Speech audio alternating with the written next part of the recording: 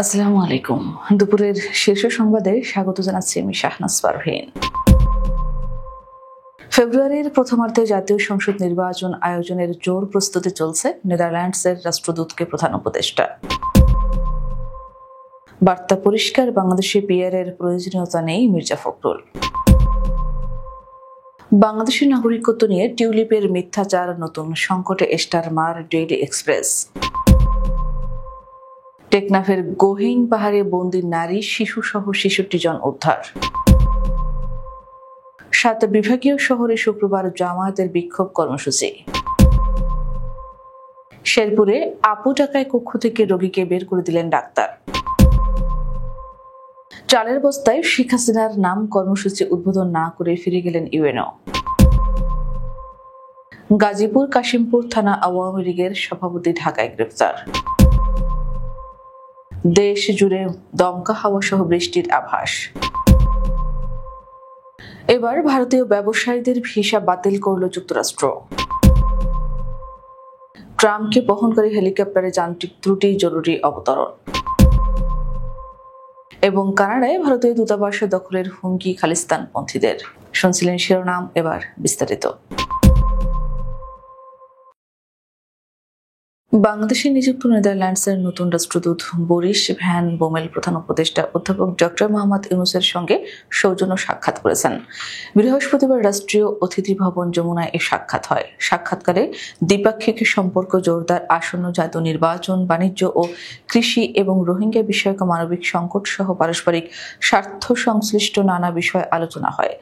আগামী বছরের ফেব্রুয়ারির প্রথমার্ধে জাতীয় সংসদ নির্বাচন আয়োজনের প্রস্তুতি চলছে এমনটি রাষ্ট্রদূতকে জানিয়ে অধ্যাপক ইউনূস জোর দিয়ে বলেন, নির্বাচনকে অবাধ, সুষ্ঠু ও শান্তিপূর্ণ করতে অন্তর্বর্তী সরকার বিভিন্ন পদক্ষেপ গ্রহণ করেছে।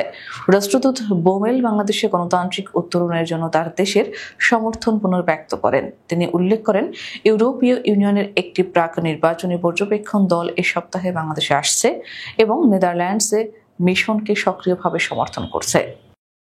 পিআর পদ্ধতিতে নির্বাচন সহ ৫ দফা দাবিতে জামাতে ইসলামী সহ অন্যান্য ইসলামী দলগুলোর আন্দোলনের উদ্দেশ্য নিয়ে প্রশ্ন তুলে বিএনপি মহাসচিব মির্জা ফখরুল ইসলাম আলমগীর বলেছেন, পিআরের পক্ষে নয় বিএনপি, এটার কোনো ভিত্তি নেই। এটা আমাদের দল থেকে বারবার বলা হচ্ছে।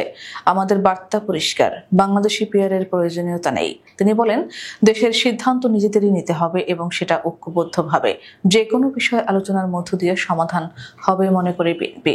তিনি বলেন, আলোচনা চলছিল, সেই অবস্থায় বিভিন্ন দলের কর্মসূচির অর্থই হচ্ছে একটা অহেতুক চাপ সৃষ্টি করা, যেটা গণতন্ত্রের জন্য শুভ নয়, সঠিক সিদ্ধান্ত নেওয়ার ব্যাপারেও শুভ নয়।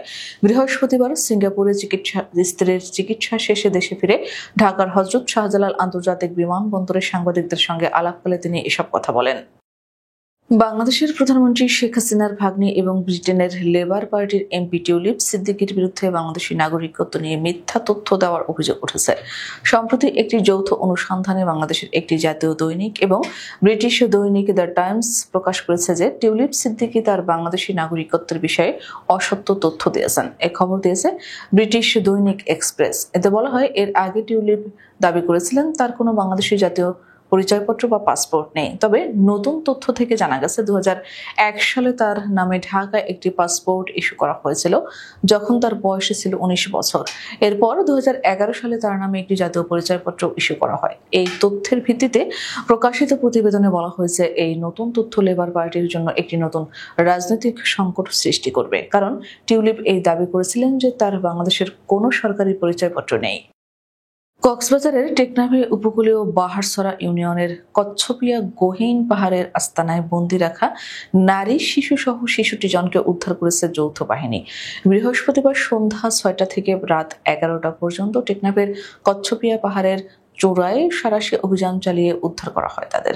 উদ্ধার হওয়া ব্যক্তিদের মধ্যে পুরুষ ২২ জন, নারী ২৩ জন ও শিশু ২১ জন। তাদের মধ্যে অনেকেই রোহিঙ্গা ও বাংলাদেশি নাগরিক। স্থানীয় সূত্রে জানা যায়, সমুদ্রপথে ট্রলার যোগে মালয়েশিয়ায় পাচারের জন্য নানা প্রলোভনের মাধ্যমে লোকজনকে টেকনাফ নিয়ে আসা হয়। তারপর সংঘবদ্ধ অপহরণকারী ও মানব পাচারকারী চক্র গোহিন পাহাড়ে এনে তাদেরকে বন্দী করে রাখে।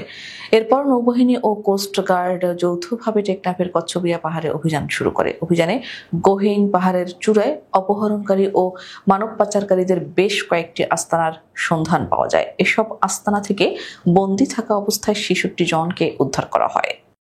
৫ দফা দাবি ও পিআর পদ্ধতিতে আগামী জাতীয় নির্বাচন আয়োজনের দাবিতে ৩ দিনের কর্মসূচির দ্বিতীয় দিনে শুক্রবার ১৯ সেপ্টেম্বর দেশের ৭ বিভাগীয় শহরে বিক্ষোভ মিছিল করবে জামাত ইসলামী। এসব মিছিলে কেন্দ্রীয় নেতারা অংশ নেবেন।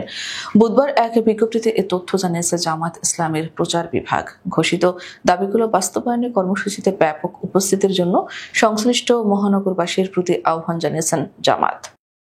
শেরপুর জেলা সদর হাসপাতালে জরুরি বিভাগের কর্তব্যরত মেডিকেল অফিসার ডাক্তার মার্জিয়া খাতুনকে এক রোগীর অভিভাবক আপু সম্বোধন করায় উত্তেজিত হয়ে অভিভাবক সহ রোগীকে তার কক্ষ থেকে বের করে দেওয়ার অভিযোগ উঠেছে। বৃহস্পতিবার দুপুরে ২৫০ শয্যা বিশিষ্ট শেরপুর জেলা সদর হাসপাতালের জরুরি বিভাগের কর্তব্যরত চিকিৎসকের কক্ষে এ ঘটনা ঘটে। অভিযোগকারী রোগীর অভিভাবক কাজী মাসুম দুপুর ২টার দিকে তার ছোট মেয়ের প্রচন্ড পেট ব্যথা নিয়ে জেলা সদর হাসপাতালের জরুরি বিভাগে আসেন। এ সময় কর্তব্যরত চিকিৎসক ডাক্তার অনন্যা তাকে প্রয়োজনীয় ওষুধ লিখে দেন। একটি কোথাও না পেয়ে আধা ঘন্টা পর জরুরি বিভাগে ফিরে আসেন তিনি। জানতে পারেন ডাক্তার অনন্যার ডিউটি শেষে তিনি চলে গেছেন। পরে ডাক্তার মার্জিয়া খাতুনকে প্রেসক্রিপশনটি দেখে আপু সম্বোধন করে সংশ্লিষ্ট ওষুধটি কোথাও না পাওয়া বিষয়ে জানান তিনি। এ সময় ওই অভিভাবকের আপু সম্বোধন শুনে ক্ষেপে গিয়ে তিনি বলেন, আমাকে আপু ডাকছেন কেন? যান, বের হয়ে যান আমার রুম থেকে। ব্রাহ্মণবাড়িয়ার নবীনগর পূর্ব ইউনিয়নে সরকারের বরাদ্দকৃত ভিজিএফ কর্মসূচির চাল বিতরণে এক অস্বাভাবিক ঘটনা ঘটেছে। চালের বস্তায় সাবেক প্রধানমন্ত্রী শেখ হাসিনার নাম থাকায় ও চাল বিতরণে অব্যবস্থাপনার কারণে উপজেলা নির্বাহী অফিসার রাজীব চৌধুরী কর্মসূচি উদ্বোধন না করে অনুষ্ঠানে স্থল ত্যাগ করেন। বৃহস্পতিবার দুপুরে ইউনিয়নের ৬০ জন হতদরিদ্র মানুষের মাঝে জনপ্রতি ৩০ কেজি করে চাল বিতরণের কথা ছিল। এ সময় ইউএনও রাজীব চৌধুরী, ইউএনও পরিষদের চেয়ারম্যান হেলাল উদ্দিন সহ স্থানীয় জনপ্রতিনিধিরা উপস্থিত ছিলেন। এ বিষয়ে পূর্ব ইউনিয়ন পরিষদের চেয়ারম্যান হেলাল উদ্দিন বলেন, ইউএনও স্যার চাল বিতরণ উদ্বোধন করতে এসেছিলেন, তবে শৃঙ্খলা ভঙ্গ হওয়ায় তিনি বিরক্ত হয়ে চলে যান। গাজীপুর জেলার কাশিমপুর থানা আওয়ামী লীগের ভারপ্রাপ্ত সভাপতি ও গাজীপুর মহানগর আওয়ামী লীগের শিক্ষা ও মানব সম্পদ বিষয়ক সম্পাদক এস.এম. আশরাফুল আলম আজগরকে গ্রেফতার করেছে ডিএমপির তেজগাঁও থানা পুলিশ। বৃহস্পতিবার দুপুরে রাজধানীর শেরেবাংলা নগর থানার ইন্দিরা রোড থেকে তাকে গ্রেফতার করা হয়। বিষয়টি নিশ্চিত করেছেন তেজগাঁও ভারপ্রাপ্ত কর্মকর্তা মোহাম্মদ মোবারক হোসেন। তিনি বলেন, বৃহস্পতিবার দুপুরে গোপন সংবাদের ভিত্তিতে পুলিশে জানতে পারে যে তেজগাঁও থানার সন্ত্রাস বিরোধী আইনের মামলার আসামি আশরাফুল আলম আজগর শেরেবাংলা নগর থানার ইন্দিরা রোডে অবস্থান করছেন। দুপুর আনুমানিক ৩টার দিকে ওই এলাকায় অভিযান চালিয়ে তাকে গ্রেফতার করা হয়। দেশ জুড়ে দমকা হাওয়া সহ হালকা থেকে মাঝারি ধরনের বৃষ্টি হতে পারে, কোথাও কোথাও মাঝারি ধরনের ভারী বর্ষণ হতে পারে। সারা দেশে দিন ও রাতের তাপমাত্রা প্রায় অপরিবর্তিত থাকবে বলে পূর্বাভাসে দিয়েছে আবহাওয়া অধিদপ্তর। শুক্রবার ১৯ সেপ্টেম্বর সকাল ৯টা থেকে পরবর্তী ১২০ ঘন্টার আবহাওয়ার পূর্বাভাসে জানানো হয়েছে, মৌসুমী বায়ুর অক্ষের বর্ধিতাংশ উত্তরপ্রদেশ, বিহার, পশ্চিমবঙ্গ হয়ে বাংলাদেশের উত্তরাঞ্চল পর্যন্ত বিস্তৃত রয়েছে এবং এর একটি অংশ উত্তর বঙ্গোপসাগর পর্যন্ত প্রসারিত। মৌসুমী বায়ু বর্তমানে বাংলাদেশের ওপর মোটামুটি সক্রিয় এবং উত্তর বঙ্গোপসাগরে মাঝারি অবস্থায় রয়েছে। পূর্বাভাসে জানানো হয়েছে, আগামী ২৪ ঘন্টায় রংপুর, ময়মনসিংহ, ঢাকা, খুলনা ও সিলেট বিভাগের কিছু কিছু জায়গায় এবং রাজশাহী, বরিশাল ও চট্টগ্রাম বিভাগের ২-১ জায়গায় দমকা হাওয়া সহ হালকা থেকে মাঝারি ধরনের বৃষ্টি হতে পারে।